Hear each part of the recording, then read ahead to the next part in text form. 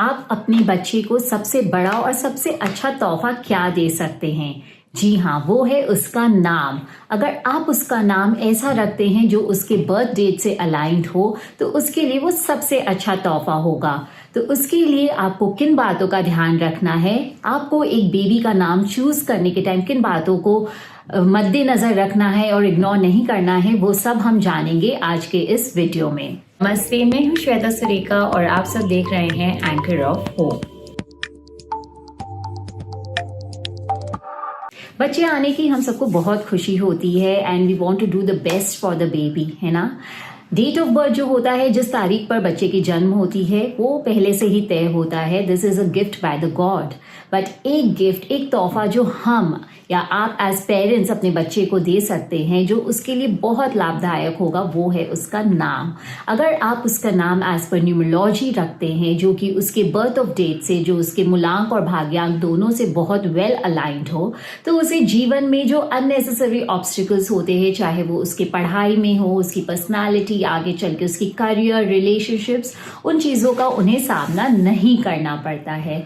तो एक बच्चे का नाम रखते हुए हमें किन चीज़ों का ध्यान रखना चाहिए? सबसे पहले जिस बात का हमें ध्यान रखना है वो है नाम का पहला अल्फाबेट। वो बहुत ही इंपॉर्टेंट है। जो पहला अल्फाबेट है वो हमारे बर्थ डेट से, जो हमारा मूलांक और भाग्यांक है, जिसे हम ड्राइवर और कंडक्टर नंबर भी कहते हैं, उसे अलाइन होना चाहिए। उसे एक फ्रेंडली नंबर पे आना चाहिए, हार्मोनियस होना चाहिए। अगर वो एंटी होगा आपके बर्थ नंबर या डेस्टिनी नंबर से, तो जैसे मैंने कहा कि शुरू में तो हो सकता है आप नहीं नोटिस करें, आपको नहीं महसूस हो, पर बच्चा जैसे जैसे बड़ा होगा, उन्हें उनकी पढ़ाई में, करियर में, सेटल होने में कहीं ना कुछ दिक्कत आने शुरू हो जाएंगे। आप देखोगे कि सडनली एक करियर से दूसरे करियर पे उन्होंने चेंज कर लिया, which is not very good. So अलग अलग टाइप के प्रॉब्लम्स उन्हें फेस करने पड़ेंगे। जो दूसरी बात का हमें ध्यान रखना है, अल्फाबेट, पहला अल्फाबेट तो हमने देख लिया, बहुत अच्छा है।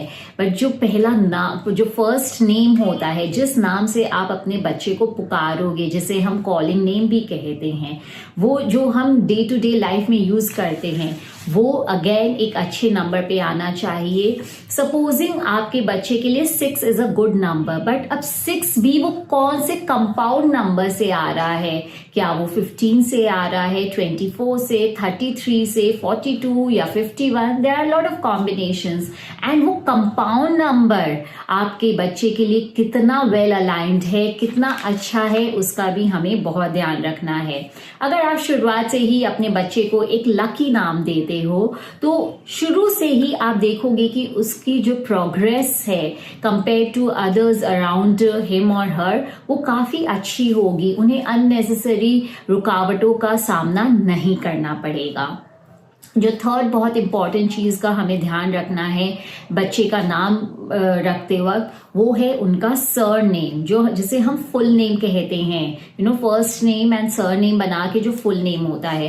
मैंने बहुत बार नोटिस किया है, ऐसे बहुत से लोग मेरे पास आते हैं जो अपने या अपने बच्चे के नाम से सर नेम को ड्रॉप ही कर देते हैं for whatever reason. So first recommendation, please आप ऐसा नहीं कीजिएगा, क्योंकि जो सर नेम होता है वो आपके एंसेस्टर्स के ब्लेसिंग्स को डिनोट करता है। वो आपकी एक फैमिली लीनिएज है। सो वो जो आपकी फैमिली की परंपरा है, उनकी जो ब्लेसिंग्स है, वो है। अगर आप उसे ही ड्रॉप कर दोगे तो आप अपने आप को उससे डिटैच कर ले रहे हो। So don't make this mistake. Then again आपको ध्यान रखना है कि जैसे मैंने कहा, अल्फाबेट फ्रेंडली होना चाहिए, फर्स्ट अल्फाबेट, आपका फर्स्ट नेम फ्रेंडली होना चाहिए। वैसे ही फुल नेम जो सर नेम के साथ आता है, that is also suppose to be friendly with your birth number and your destiny number. So in सारे कैलकुलेशंस को करना है।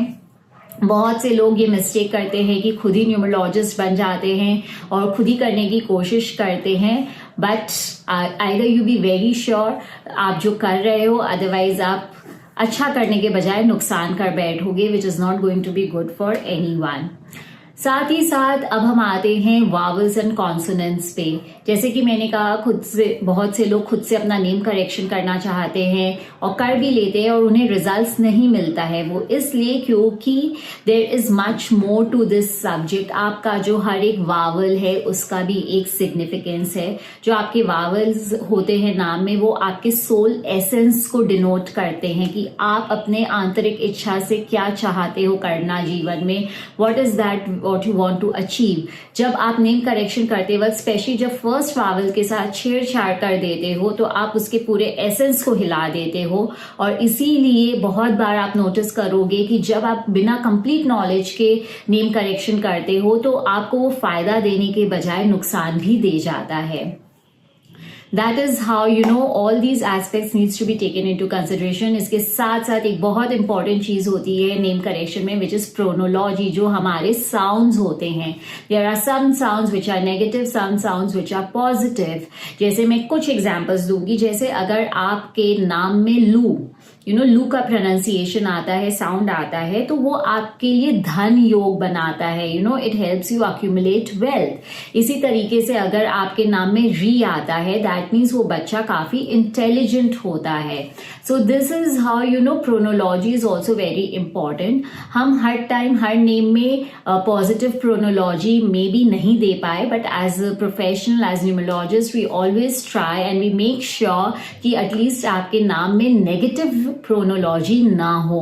एंड स्पेशली जब हम बेबी नेम करते हैं, क्योंकि हमारे पास ज्यादा ऑप्शंस होते हैं, ज्यादा we can play around with the name, we are not restricted. जब हम एक ऑलरेडी नाम रखा हुआ है उस पर करेक्शन करते हैं तो रेस्ट्रिक्शंस आ जाते हैं।